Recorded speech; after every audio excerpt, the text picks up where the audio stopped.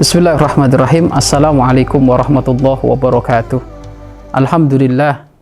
Alhamdulillahilladzi ikhtara min ibadi wa mayyazahum bihidayatih wa akramahum bin nabiyyi wa azzahum bidini wa sallallahu wa sallama ala imamil mursalin habibi rabbil alamin sayyidina wa maulana Muhammad sallallahu alaihi wasallam wa ala alihi wa ashabihi wa tabi'ina lahum bi ihsanin ila yaumiddin, amma ba'd.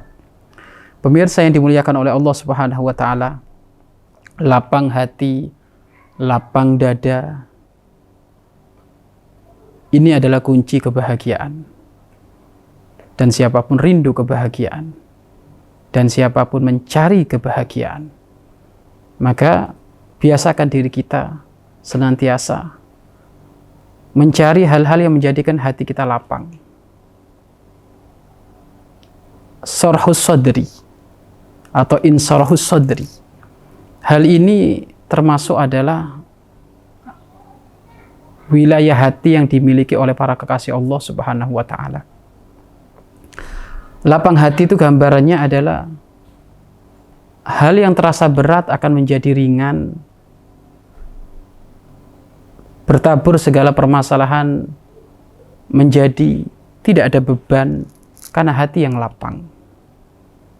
Sehingga hal ini pernah terjadi kepada Nabi Musa alaihissalam tatkala beliau harus memerangi ayah angkat beliau yang bernama Fir'aun. Dan siapa yang tidak tahu Fir'aun? Fir'aun adalah model orang yang sangat bengis. Fir'aun adalah model pemimpin yang diktator. Fir'aun adalah model orang yang kejam. Dan Nabi Musa diangkat oleh Fir'aun sebagai anaknya. Dan karena beliau adalah seorang Rasul yang tentu sangat menjunjung tinggi kepatuhan kepada Allah Subhanahu wa taala, maka harus berhadapan dengan ayah angkatnya. Sehingga Nabi Musa alaihissalam beliau berdoa di dalam doanya, Rabbi shrah li sadri wa yassir li amri wahlul 'uqdatam min lisani yafqahu qawli.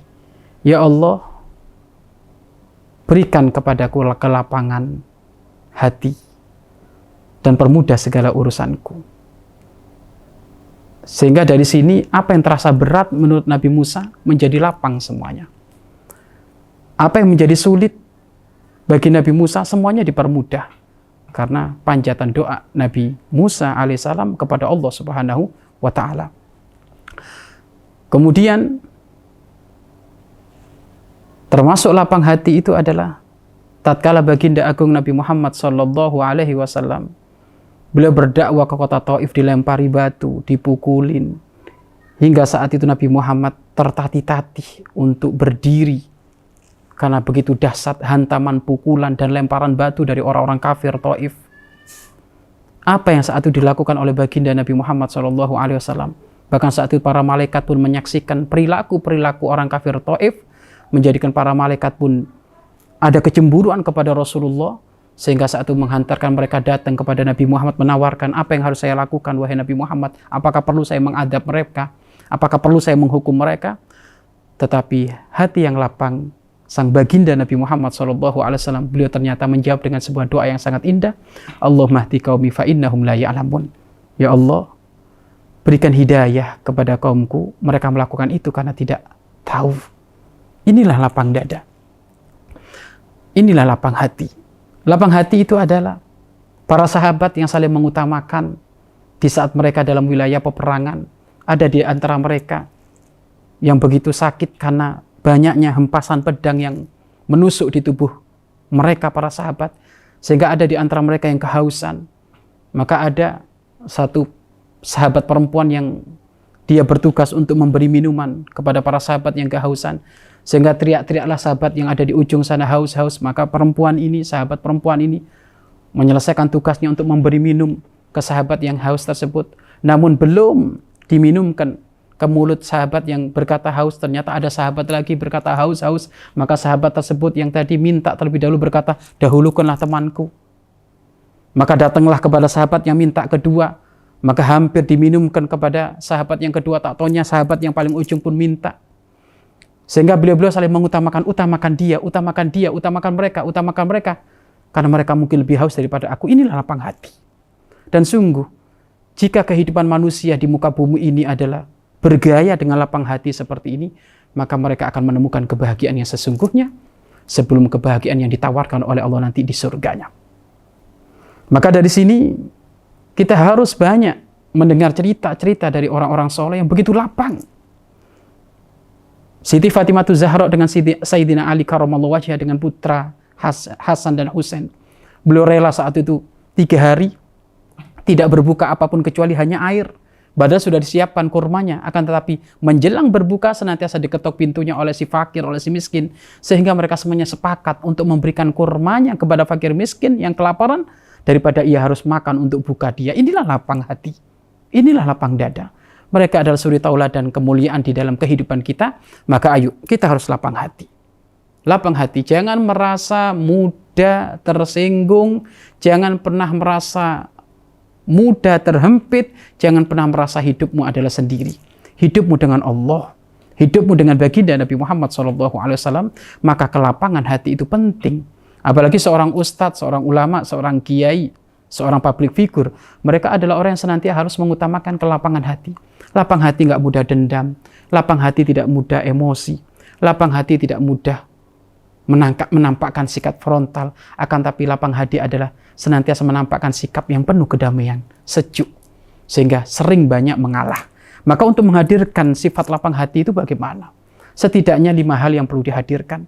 Yang pertama adalah aktivitasmu dalam segala amalia yang kamu lakukan di dunia ini, hendaknya itu semuanya adalah tulus hati. Jangan kau lakukan aktivitas apapun kecuali karena Allah, tulus karena Allah. Maka dari situlah engkau akan menjadi pribadi yang lapang. Tulus karena Allah Subhanahu wa taala. Di saat kau muamalah dengan tetangga, di saat kau muamalah dengan orang tuamu, muamalah dengan gurumu, maka lakukan itu semuanya karena Allah Subhanahu wa taala. Engkau akan menjadi pribadi yang lapang. Itu satu. Kemudian yang kedua adalah muamalah atau kegiatan aktivitasmu yang kau lakukan di muka bumi ini, maka gantungkan semuanya dengan tuntunan syariat Islam. Sesuai pandu norma-norma agama. Itu akan menjadikan dirimu lapang. Orang yang tidak lapang hati adalah orang yang melanggar syariat Islam. Dan kalau sudah melanggar syariat Islam, pasti ada hak-hak seseorang yang ternodai, sehingga ada pendoliman. Dan kalau sudah ada pendoliman, maka dosa. Maka lakukan aktivitas apa yang kamu kerjakan di muka bumi ini melalui norma-norma syariat Islam. Kemudian yang ketiga adalah biasakan dirimu memandang kepada yang lebih rendah daripada dirimu atau lebih bawah daripada dirimu, khususnya bab dunia. Bab dunia, jangan memandang yang lebih atas, yang lebih kaya, yang lebih, bajunya yang lebih, motornya yang lebih, tanahnya lebih, hartanya lebih, gajinya lebih. Jangan pernah memandang seperti itu, tapi pandang yang lebih kurang daripada dirimu. Engkau akan menjadi pribadi yang syukur. Kemudian yang keempat adalah berimanlah engkau dengan ketentuan Allah. Berimanlah engkau dengan ketentuan Allah, engkau akan menjadi pribadi yang lapang hati. Karena apapun yang melata di muka bumi ini, apapun yang terjadi di muka bumi ini, semuanya sesuai ketentuan Allah. Maka engkau beriman dengan ketentuan Allah adalah engkau ridho. Ridho di saat engkau diuji oleh Allah, sehingga dengan keridhoanmu engkau akan sabar. Ridho di saat engkau diberi nikmat oleh Allah, sehingga dengan engkau ridho dengan nikmat Allah tersebut, sehingga engkau bersyukur. Dan yang terakhir adalah yakinilah, apapun yang kamu lakukan di muka bumi ini, semuanya ada balasan di hadapan Allah. Maka engkau sabar di saat engkau didolimi, sabar di saat engkau susah, maka ini mengundang pahala Allah Subhanahu wa taala. Begitu juga di saat engkau melakukan sesuatu kejelekan, maka ini semuanya juga akan mengundang murka Allah Subhanahu wa taala. Mudah-mudahan Ramadan menjadi pribadi yang lapang, menjadi pribadi yang hatinya penuh dengan keindahan. Wallahu a'lam bishawab.